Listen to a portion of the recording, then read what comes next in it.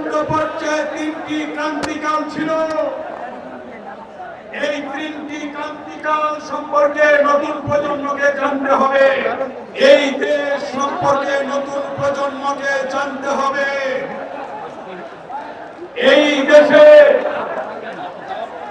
চূড়ান্ত পর্যায়ে তিনটি ক্রান্তিকাল ছিল।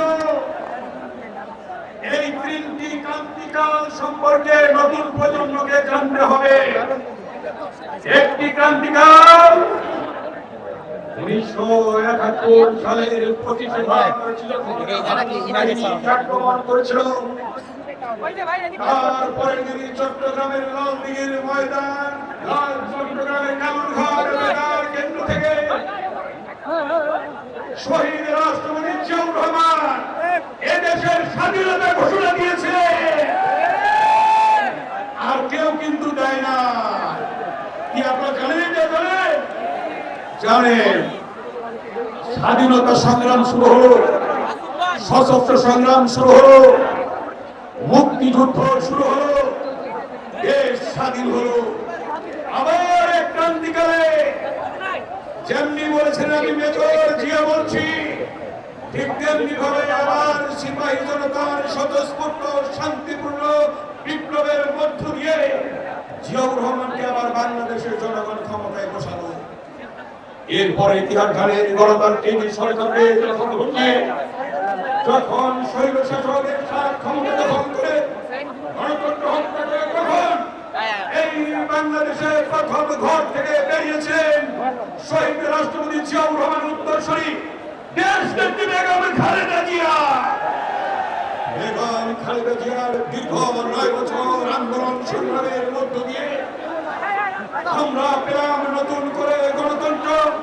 সেই গণতন্ত্র পাওয়ার পিছনে আপনারা দেখেছেন এই সর্বদলীয় ছাত্র যখন গঠন হয় 90-এ, এই জায়গায় প্রথম আমাদের উপর আক্রমণ করে এবং এর পরবর্তী সমাবেশ ছিল প্রেস ক্লাবে। সেই প্রেস ক্লাবে দাঁড়িয়ে যখন আমরা বক্তব্য রাখছি পেশাজীবীদের নিয়ে, সেদিন আজকে বিএনপির ভারপ্রাপ্ত চেয়ারম্যান রহমানকে তার প্রমাণে ঘেরাও করে এরশাদ নির্যাতন করেছিল, তাকে লাঠি পিটা করেছিল, তার উপর নিপীড়ন করেছিল। এখনো তারেক রহমানের পিঠে দেখবেন 11টি কালো দাগ আছে।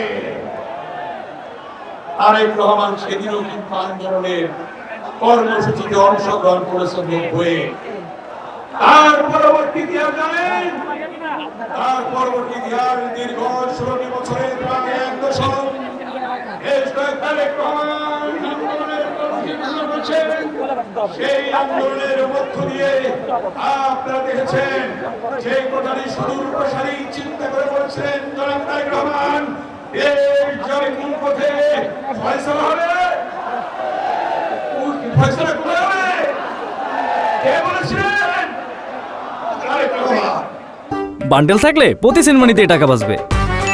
বিকাশ সেনমানি বান্ডেল কিনে জিতুন প্রতি লেনদেনে। সেই ফয়সালা কিন্তু রাজপথে হয়েছে, তারেক রহমানের বক্তব্য শরীক হয়েছে।